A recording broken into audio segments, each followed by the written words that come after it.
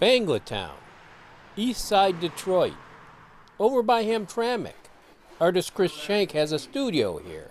He's been working in the city for the past decade. You can't blame a student for wanting to go to the West or East Coast seeking more opportunity. But I had spent 14 years in New York.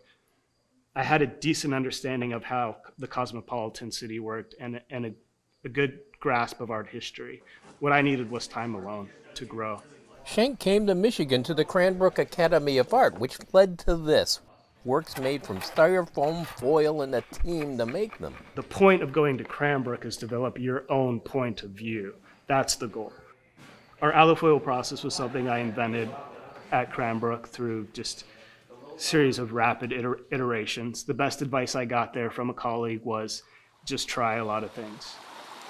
The art and design world knows Cranbrook's impact. You'll find it around here, the GM Tech Center in Warren, the spirit of Detroit downtown. 90 years on, the Cranbrook Academy's got an exhibition. Cranbrook was a real incubator, and it was an attractor for people across the country. Curator Andrew Blauvelt put the show together. So With Eyes Opened is actually a phrase that Eliel Saarinen used in an unpublished manuscript that he wrote at the end of his life, reflecting on all the things that he had done at Cranbrook. Finnish architect Eliel Saarinen designed the Bloomfield Hills campus, starting the academy in the early 1930s. A radical new approach, Blauvelt says. Yes, it's radical in the sense that this was the first time that someone articulated that you should have a practicing artist be in charge of the program. Before that, it would have been a professor.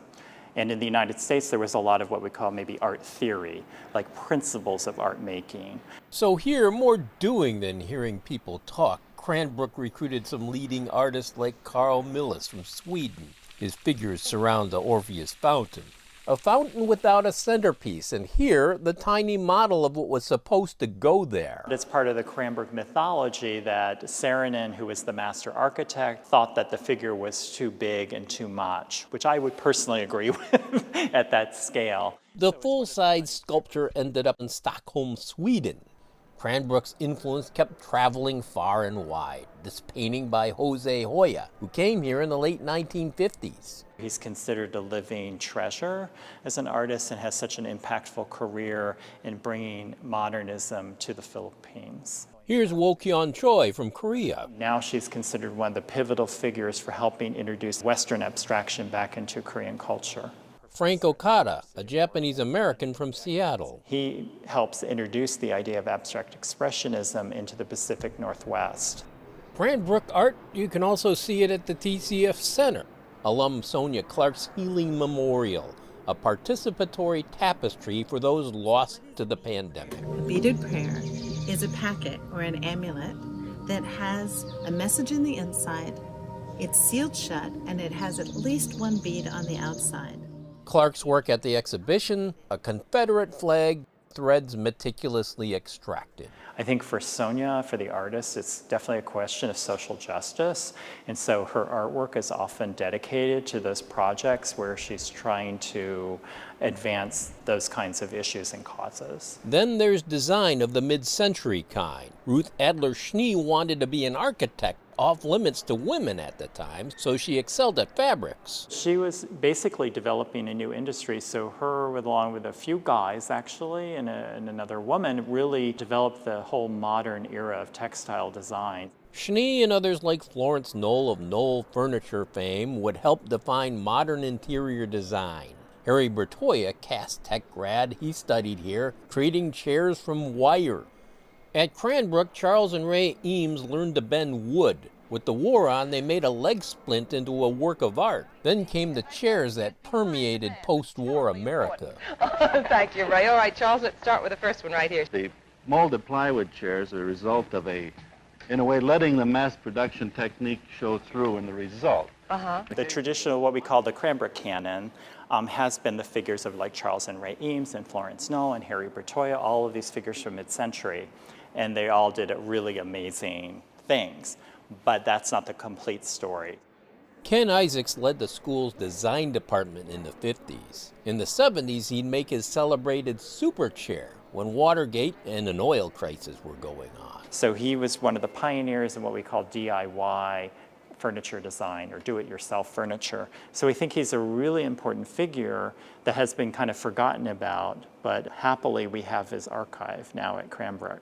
In 1984, somebody who also studied here at the Academy in the 1950s, Niels Diffrient, has a totally different other approach to his design. He is one of the fathers of ergonomics. Niels Diffrient, another Cass Tech grad, his lounge chair created with the dawn of the personal computer. Later, he'd create his own line of fancy office chairs. Diffrient died in 2013, Isaacs in 2016.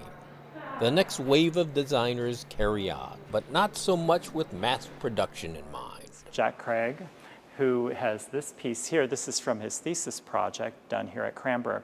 So again, experimenting with materials, not unlike the Eames experimenting with wood to bend it, he's experimenting with PVC pipe. Every time I decide to make a table or a chair, I have to, chop it up like this.